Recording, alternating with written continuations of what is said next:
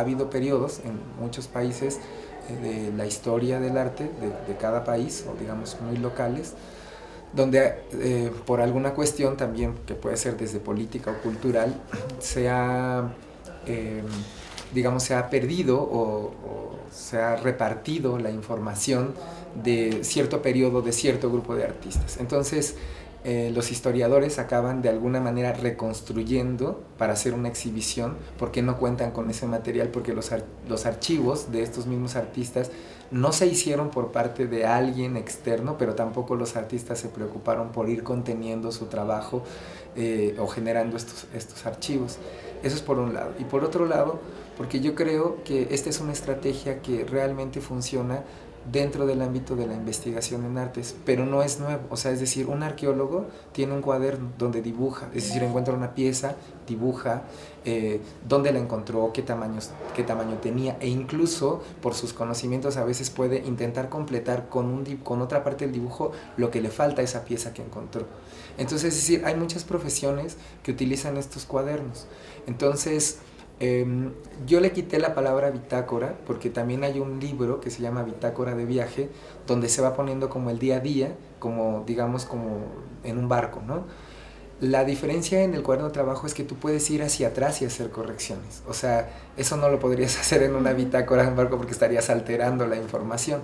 Entonces, la ventaja, digamos, al decir que es un cuaderno, es que es algo que podemos portar comúnmente, que no tiene esta facultad de presentarse como un objeto estético final, pero que sí nos va a permitir, digamos, en términos de investigación, decir, sí hay un proceso, es decir, no es una pintura en cuadro. A lo mejor tuve que hacer una investigación técnica de qué pigmentos necesitaba y de dónde los iba a encontrar o de dónde provienen, y entonces eso tiene que ver a lo mejor con cuestiones de química. Tengo que ver a lo mejor cuál es la estructura anatómica, porque a lo mejor quiero hacer los huesos de un elefante, entonces voy a tener que ir a estudiar anatomía y anatomía animal, ¿no?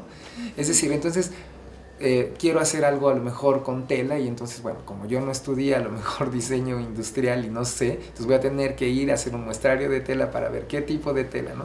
Entonces, son cuadernos muy completos porque entonces uno le permite decir, ah, bueno, aquí sí hay una investigación, es decir, no es una ocurrencia, que es un poco lo que hemos estado trabajando todos los ponentes que vamos hasta ahora. Es decir, el arte no es una ocurrencia, el diseño no es una ocurrencia, no tiene que ver con la inspiración, tiene que ver con el trabajo.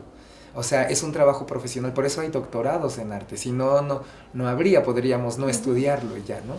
Entonces, lo importante o un poco la aportación, digamos, de este proyecto es empezar a trabajar a nivel de las escuelas y de la investigación en las escuelas o en las universidades, sistemas que sean más propios a nosotros, y no adoptar sistemas, no porque sean malos, sino porque son distintos, que regularmente recurrimos, que es el sistema de las ciencias o el sistema de las humanidades. Pero no quiere decir que no tengan que ver con el arte o que estén separados del arte, solo son distintos. Entonces, nosotros tendríamos que buscar un lenguaje propio, ¿no?, que nos ayude a reflexionar por dónde están nuestros procesos de investigación, ¿no? Es decir, nosotros preparamos siempre algo antes de ser, no es algo que sale así como espontáneamente, y quitarle también la parte romántica al arte y al diseño y decir que es un proceso académico y profesional, que eso sí provoca emociones y otras cosas, pero eso es cuando ya la obra salió, pero el proceso, claro,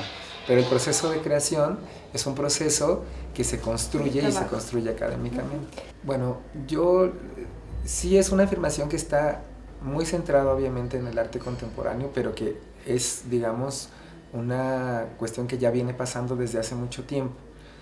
El arte se concentraba en espacios en donde nosotros teníamos que generar, digamos, una escultura, una pintura, una fotografía, un grabado, y entonces estos son objetos, es decir, yo hago una escultura, entonces genero un objeto, y esta serie de objetos que genero se reparten en diferentes galerías o en una exposición individual, y este objeto es el que se vende y el que el coleccionista, el museo o la persona en particular que lo compra se lo puede llevar a su casa.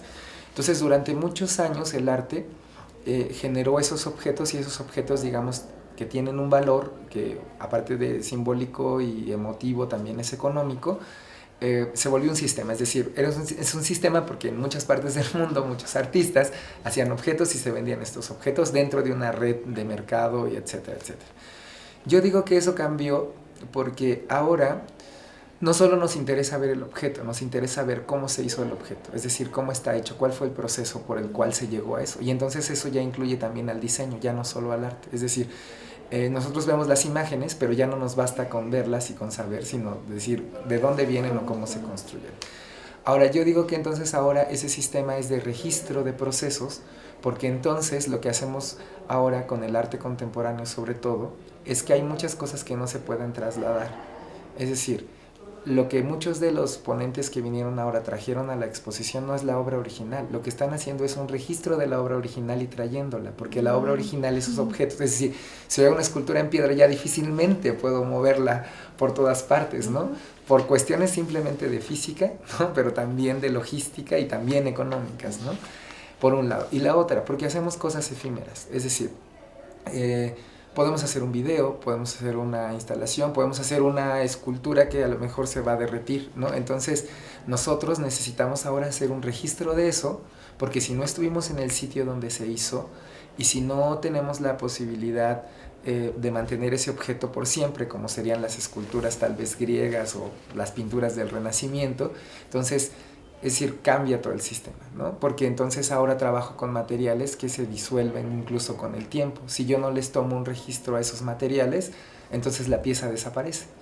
Y porque además ahora el mercado te compra el registro, ¿no? Es decir, ya no te compra la pieza, sino te compra la fotografía de la pieza también.